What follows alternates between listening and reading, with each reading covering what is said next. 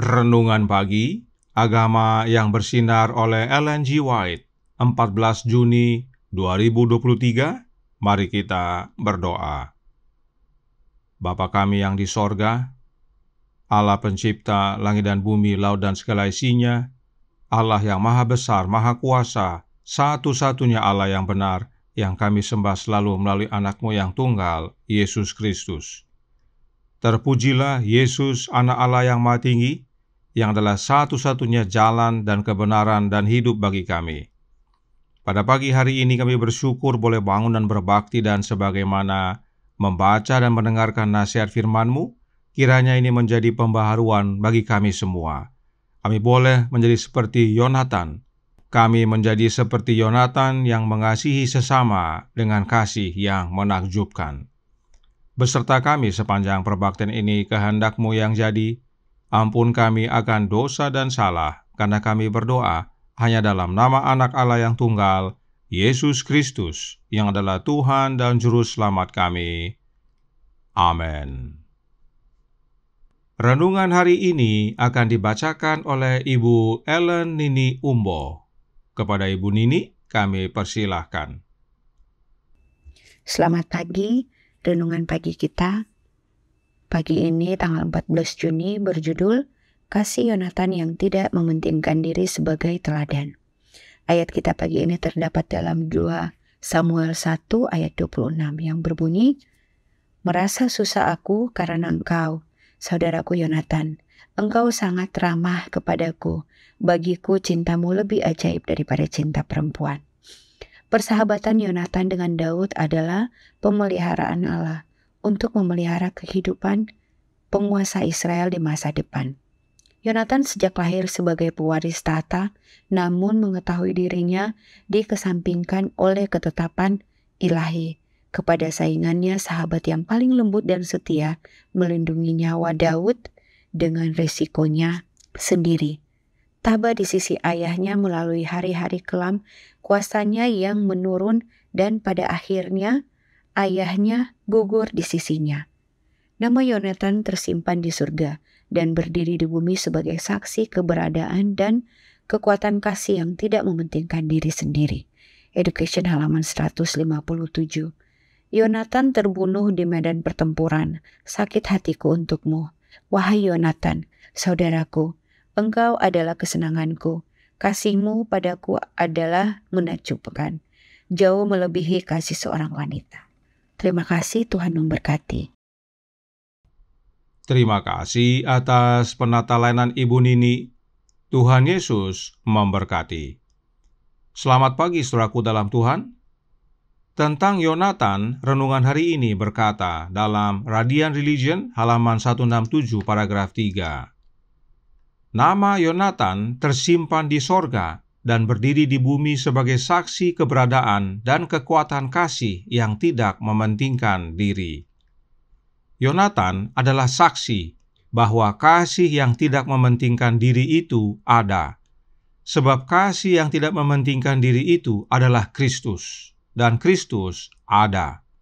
Roh Nubuat berkata dalam Messages to Young People, halaman 440 paragraf pertama, berbunyi, "Hanya di mana Kristus berkuasa, terdapat kasih yang dalam, sejati, dan tidak mementingkan diri sendiri."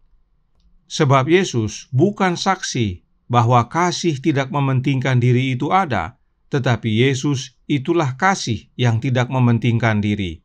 Memiliki Yesus artinya memiliki kasih yang tidak mementingkan diri. Itu sebabnya tentang Yonatan, Roh Nubuat berkata dalam Education halaman 156 paragraf 6. Pada catatan dari mereka yang melalui penyangkalan diri telah masuk ke dalam persekutuan penderitaan Kristus, terdapat satu di Perjanjian Lama dan satu di Perjanjian Baru, nama Yonatan dan Yohanes Pembaptis. Yonatan adalah gambaran tentang kehidupan Yesus, bukan hanya kasihnya yang tidak mementingkan diri, tetapi tentang penderitaannya juga. Dikatakan, Yonatan telah masuk ke dalam persekutuan penderitaan Kristus. Dan hal yang serupa yang Paulus kehendaki.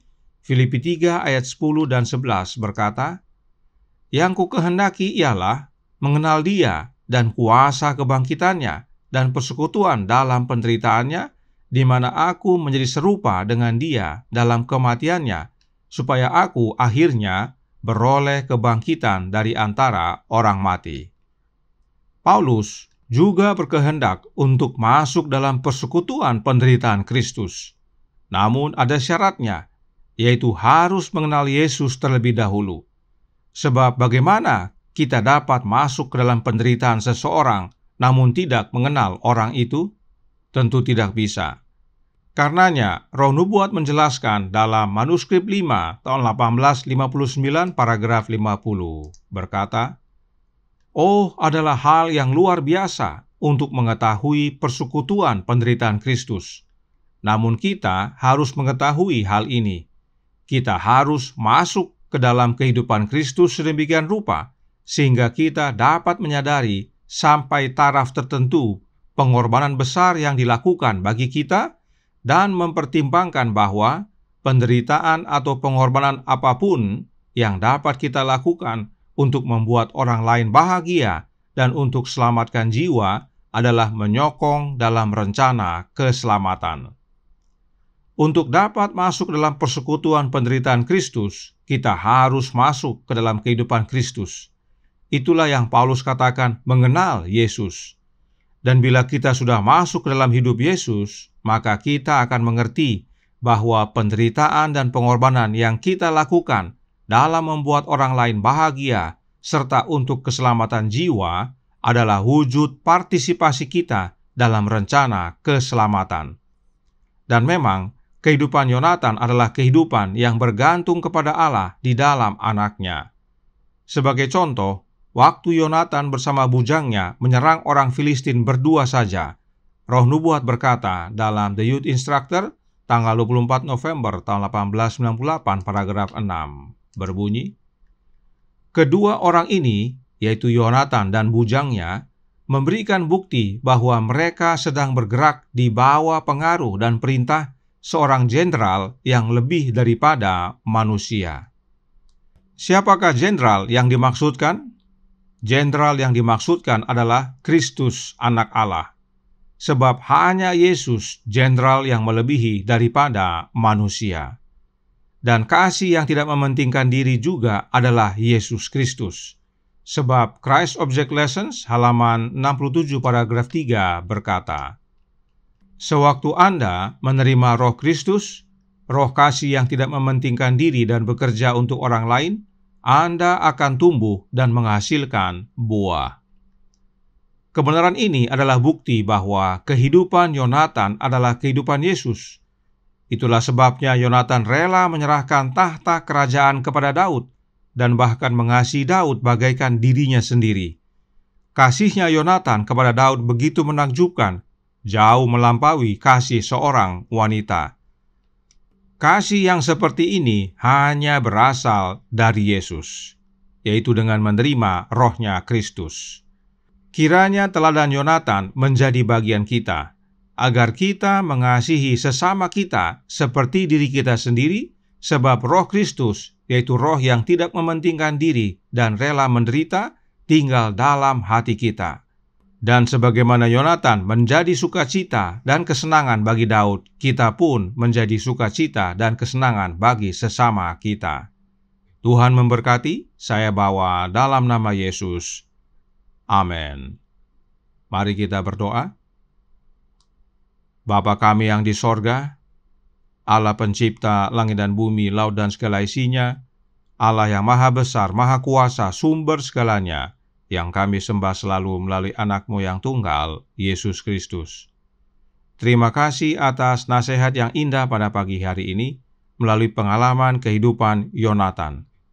Yonatan adalah sosok yang mengasihi sesama dengan tidak mementingkan diri, serta rela menderita, sebab dia telah masuk ke dalam persekutuan penderitaan Kristus. Kehidupan Yonatan adalah kehidupan Kristus. Dia rela menyerahkan tahtanya kepada Daud dan mengasihi Daud sebagaimana dirinya sendiri, dengan kasih yang melebihi kasih seorang wanita. Dan ini semua karena Dia hidup di dalam Yesus. Karenanya, tolong kami ya Bapa, curahkan Roh Anak-Mu dalam hati ini, sebab hanya oleh kehadiran Kristus dalam hati kami, itulah wujud kami tinggal dalam Yesus dan Yesus dalam kami. Maka kasih yang tidak mementingkan diri menjadi bagian hidup kami, dan kami masuk dalam penderitaan Kristus. Dan karenanya kami dapat hidup seperti Yonatan yang mengasihi sesama seperti diri sendiri, bahkan melebihi kasih seorang wanita. Dan kami menjadi sukacita dan kesenangan bagi sesama. Beserta kami sepanjang hari ini kehendak-Mu yang jadi. Ampun kami akan dosa dan salah, karena kami berdoa hanya dalam nama Anak Allah yang tunggal, Yesus Kristus, yang adalah Tuhan dan Juru Selamat kami. Amin.